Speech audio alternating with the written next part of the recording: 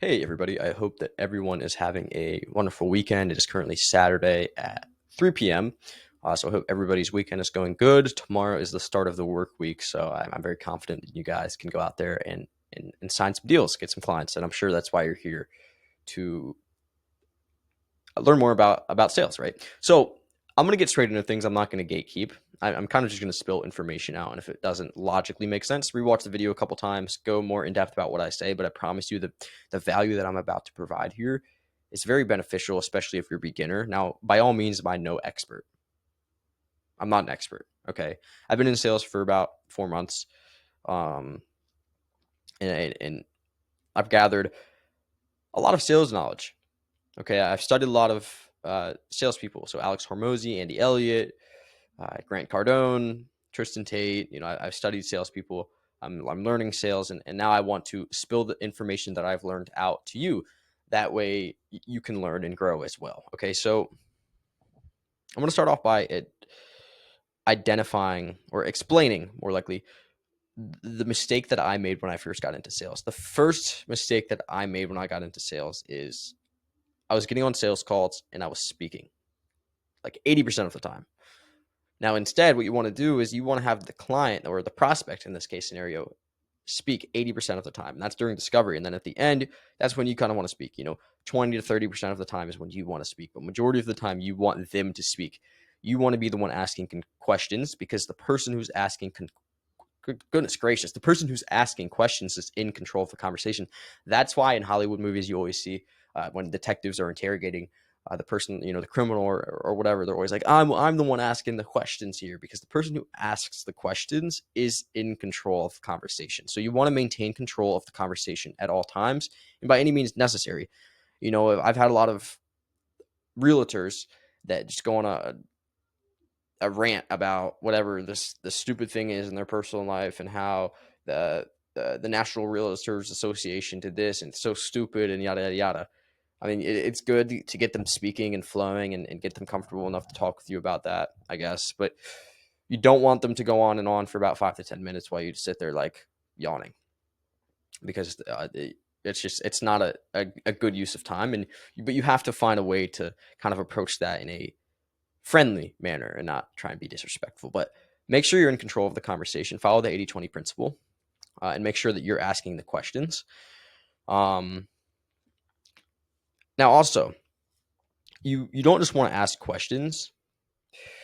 You want to dive into what their pain points are, what they desire, what they want, their limiting beliefs, what they've done in the past, why it hasn't worked, what their goals are, what reaching that goal would mean to them, why they got on the call in the first place, and things like that. Because at the end of the call, when you start going towards your pitch and start developing your pitch a little bit more, and maybe you're going off a structure. Like for me, it's okay. Like I go off of a sales script when I pitch, but I tailor. I've read my scripts through so many times that I can probably just say it right off the top of my head, right? So what you want to do is, first of all, memorize your script, know your script, but you also need to be able to tailor certain parts of it towards their desires, pain points, and goals. Like, for example, if I'm pitching a real estate agent who told me that one of his desires was to spend more time with family and have more financial freedom and to invest in more real estate to build his wealth. Be like, okay, well, look, I mean, you need more time to do that. You don't have time to do the marketing, right? Correct? Yes. Okay, well, look, so we can take the marketing off of your hands. We can keep the referrals in for you. That way you're having two primary marketing methods, bringing in two sources of leads. One source that you already have and you know it works, and another source is digital marketing, which will work. I mean, whatever it is you tell them, but the bottom line here is you're pitching them like, okay, what we're going to do for you is we're going to take off all of that off of your hands, save you some time. You got into real estate to do one thing, help people buy or sell their dream homes, whatever the case scenario is. And you didn't get in real estate to spend 90% of your time doing the marketing, right? So you need you need the time freedom to spend more time with your family, but you also need to do this in order to have financial freedom to build your wealth, to get to the point where you can invest in real estate, to get to the point to where you don't have to work in real estate as much. And that way you can start spending more time with family and things like that. Like you want to, stir some emotions, stir the pot a little bit, but you don't want to go strictly off of emotions. You also want to logistically sell them, right? Because if you just sell someone strictly on emotions, then a month or two into your partnership, whether you bring them results or not, I mean, most likely if you're bringing them solid results, then they're not going to leave you. But say you're just, you're not doing as well as you thought you would, they're 100% going to leave you because they emotionally bought in. So you want to use logistics as well, and not just an emotional buy-in. Okay, so what that means is, like I was explaining, using the desires, pain points, wants, needs, limiting beliefs, and things of that nature against them, so that when you're pitching, everything that's going through their mind, what they want, what they don't want, and things of that nature. I hope all of that makes sense to you. Now, that is probably the biggest sales tip that I personally can give you. I'm sure there's other salesmen out there that you can go and watch, and they can give you a better tip. But for me, like, that's a gold nugget that I just shared with you, because that has helped me drastically in my sales. Okay, so definitely integrate that into your sales process, and don't talk 80% of the time, because if you're talking 80% of your time, then I guarantee you that person's going to get bored. They're not going to be interested. And it's just like, I mean, if you got on a sales call and the dude was just talking 80% of the time, then would you be interested? Would you be wanting to move forward? Would you want to buy the service? No, probably not, because it's boring. So you want to be interesting. You also need to work on your tonality, how you speak, your confidence. And there's a lot of good videos on YouTube out there, right? So it's like, Alex Hormozi used this example once, and let's see if I can do it properly. But listen to the cadence, the tonality, and just the shift in my voice here. You'll notice at some points I sound more serious, confused. Right? Okay, so listen. I did not hit my wife. I did not hit my wife. I did not hit my wife. I did not hit my wife. I did not hit my wife. I did not hit my wife. I know it's very, I could have thought of a better analogy than I hit my wife. Just a little bit brutal. You could be, I did not hit, or I did not eat the burger. I did not eat the burger. Things like that. But you understand what I'm saying. Your tonality, your cadence comes into play here. And I'm pretty sure Alex Hormozi is the one that first said, I did not hit my wife, or it was like, I did not tell him to hit my wife, or something like that. That's why that first popped into my head. I promise you that I'm not a psychotic killer or a psychotic wife abuser, even though I'm 17 years old and don't have a wife or girlfriend, but that doesn't matter.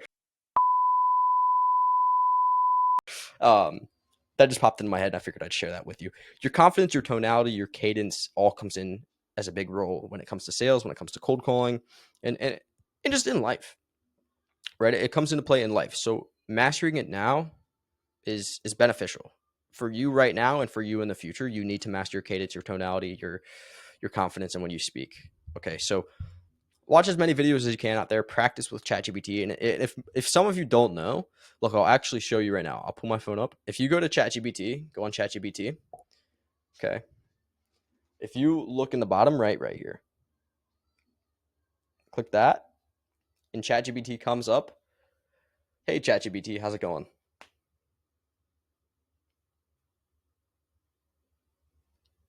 Hey there. I'm doing well, thank you. How about you? What's up? Hey, can we run a quick cold call?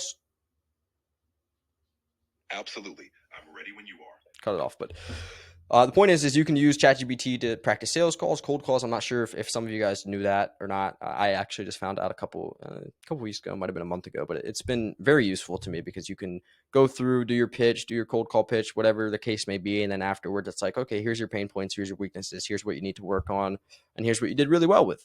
So it's definitely just use your resources. Also, another thing that helps me in sales is, if you're anxious before the sales call, which you're bound to be, right? You're just going to be anxious, and it all comes down to mindset. So I actually heard Hormozi say this one time, and Hormozi said that you're going on that call to help that person, right? If they say no, then okay, fuck them. You'll go work for their competitor, right? Though it's not a big deal if they say no. And if you actually look at it as at the standpoint where it's like, okay, I'm getting on this sales call to help this person make a decision. I'm not getting on the sales call to sell them my solution. Even though you are, but put it in your mind that you're going on there to help them make a decision. And 9 times out of 10, you'll close the deal. You'll close it like that. Okay. So go into the sales call with that frame of mind. Also, as I spoke about in my last video, doing your affirmations is very important. But if you can do your visualization before the sales call, like for me personally, if I have a sales call right after I, get home from school or get home from the grocery store, whatever, before I have a sales call, I like to meditate. I like to calm my body, calm my mind. I also like to envision how I intend that sales call to go. I'm not talking about going through the whole process of the sales call and then going through the script in your head. I'm talking about what you want the outcome to be.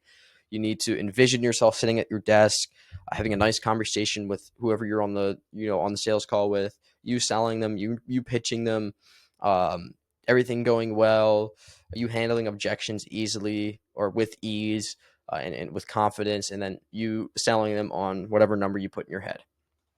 Okay, so that's a big thing right there that'll drastically help you in your sales, because it's a subconscious mind trick that really helps you prepare for sales calls. But you also need to mix the emotion. As I said in my last video, if you didn't watch my last video, then definitely go watch it. I'll put the thumbnail right here. That way you can see it.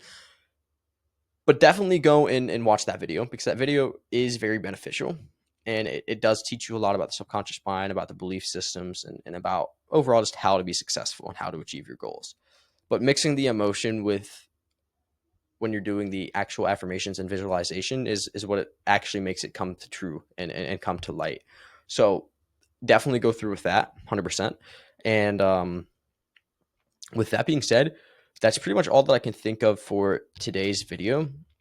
If anybody has any questions or comments, just drop them down below. If you guys want to see a certain video or a certain topic, then let me know, and I can definitely make a video about that. I love reading through the comments, and I would love to have some video recommendations. So with that being said, we're going to have a wonderful week. We're going to close some deals. And actually, by the end of this week, I think my goal is to make, I don't know, $1,500. We're gonna set that as the goal. $1,000, $1,500. That's the goal for the end of the week. So set a goal for the week and achieve that fucking goal. You guys got this. I believe in you. Believe in yourself. And with that being said, I hope that everybody has a wonderful week, a wonderful work week, and I wish you all great success. And with that being said, I will see you in the next video.